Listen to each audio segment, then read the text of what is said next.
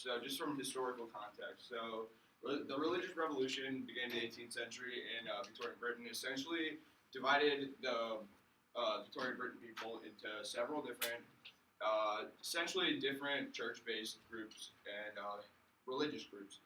So essentially, if we look into specifically which ones, first you have the Methodists. The Methodists originated from John Wesley, and they preached the gospel of social obedience and subservience. But they also used Christianity, and they loved the church. They had not acknowledged the churches, and they attracted the working class. So essentially, Methodists rose to about 1.4 million by around the 1850s. So they had a pretty good stronghold within Victorian Britain. They grew into the Wesleyan Methodist Church, the Bible Christian Church, and the Primitive Methodist Church. And what they pushed for a lot was that they wanted to use their power to restore social order, essentially. Next, we had the evangelicals, and essentially what they wanted to do is that they wanted to help spread.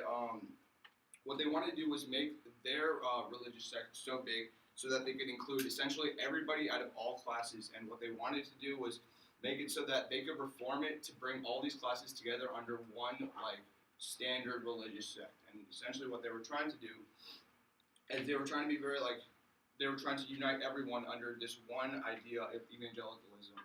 And they were essentially they were mocked initially. They were called the Party of Saints, but that changed after the French Revolution. We will get into that later. Moral Revolution, that focused a lot about people focusing on what is good from what is wrong. They wanted to help people. They wanted to make sure that people around the world, as well as people within their own nation, had the benefits that everyone did. They wanted to make sure that all people were fed well and that all people had equal opportunity. That's what the Moral Revolution stood around. They helped to abolish slavery in the 1830s, and they even set up Sunday schools to help children with free services and whatnot. Next, we had the missionary enterprises. Those are pretty straightforward. Essentially, what they would do is that they would go into these foreign nations, and what they wanted to do was spread their view out to the world. They wanted everyone else in the world to know what Victorian Britons thought and what their own religious beliefs were. And they wanted to spread this so far, essentially, to make all these people in these neighboring nations all near them, believe in their own religion. Next, we had the Oxford movement.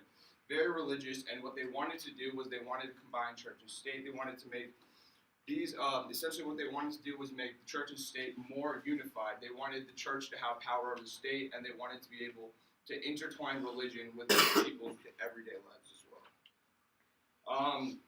So before Darwin and his theory of evolution, we had a couple different areas and different people who also pushed for evolution. So first we had the radical Whigs.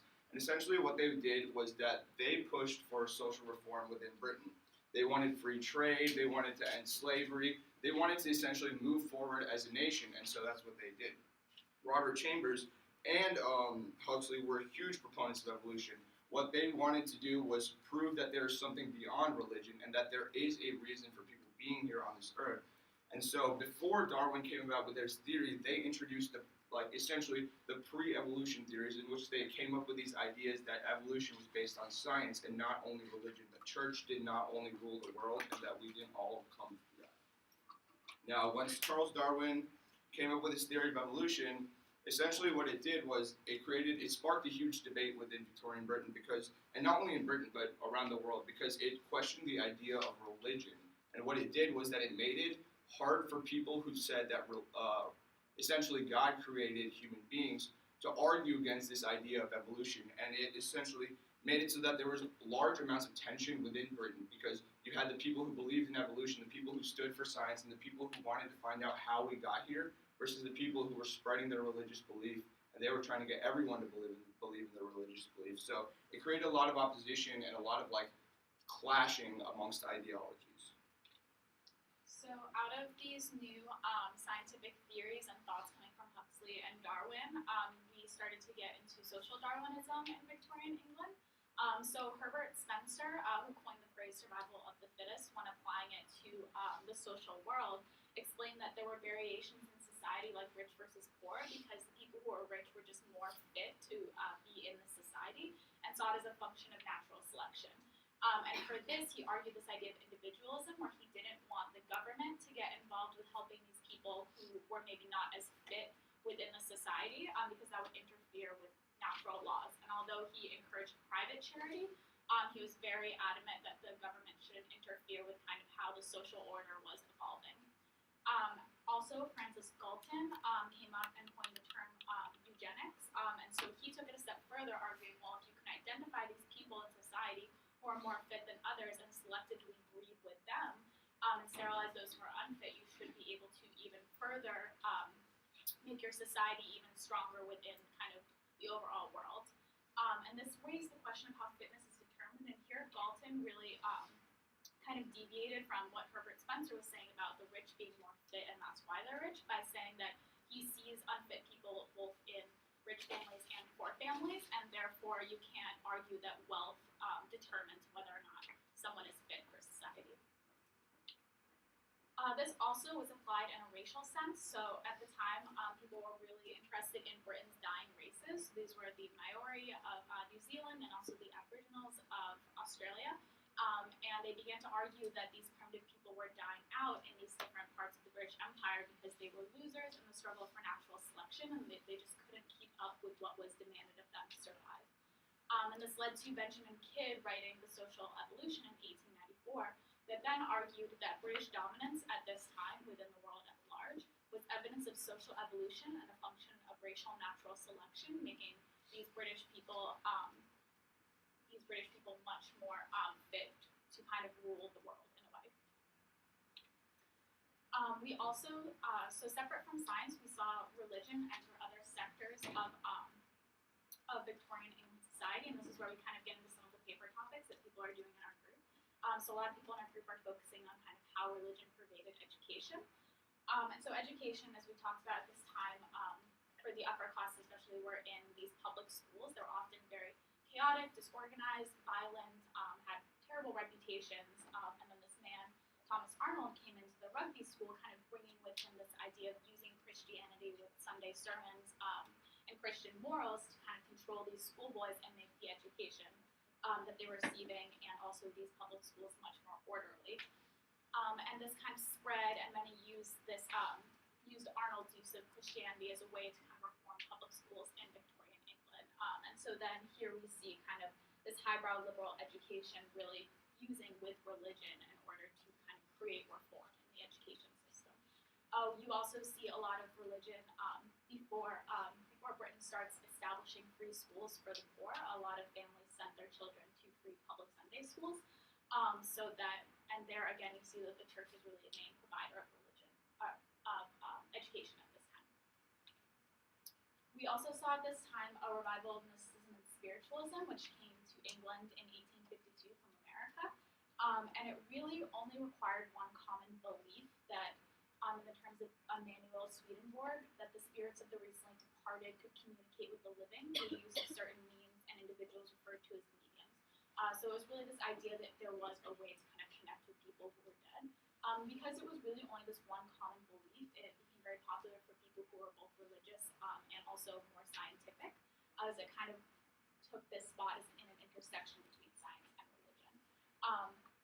Many people wouldn't necessarily always come out and say that they were spiritualists, so that's why the number of people practicing it is such kind of a large gap between 10,000 and 100,000 followers. And even though many hardline scientists tried to refute its legitimacy, it still gained a lot of ground and popularity in Victorian England. This also led to kind of this idea within geology of a transition from catastrophism to uniformitarianism. So until uniformitarianism under Charles Lyell, there was this idea that kind of all of the events that came to create the Earth the way that it is happened in a very short amount of time. And that was the idea that kind of God was causing numerous catastrophes kind of and judging man. But then Charles Lyell, after many different studies of geology around England and then Spain and other places, kind of developed this idea that we should remove kind of the genealogy and the chronology of the Bible from scientific thought for the history of the Earth. You should also actually look at the physical evidence that's there in front of you.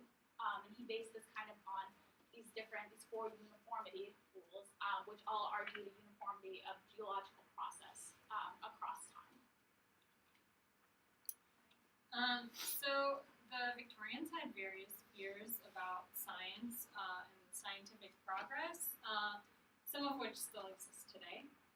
The first was that scientific discovery would lead to increased secularism and atheism, because these findings were often disproving biblical thought or religious doctrine that had been held for thousands of years,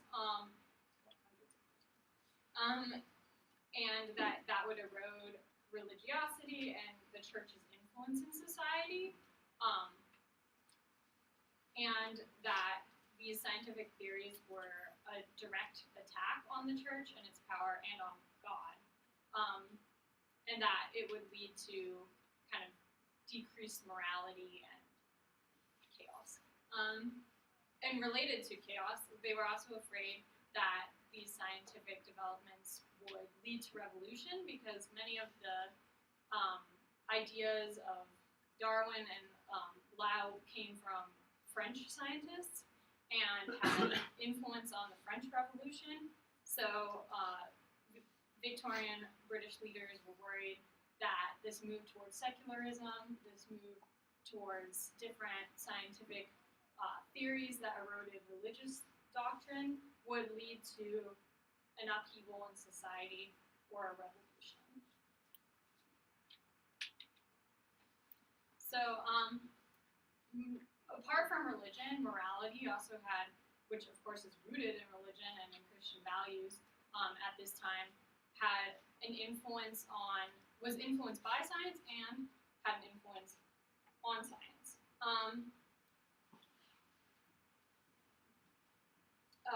So after The Origin of Species, Darwin published a book called The Descent of Man, and in that book he argues that there is no difference in mental capacity or mental instincts between humans and upper animals like monkeys, apes, dogs, horses, those kind of mammals.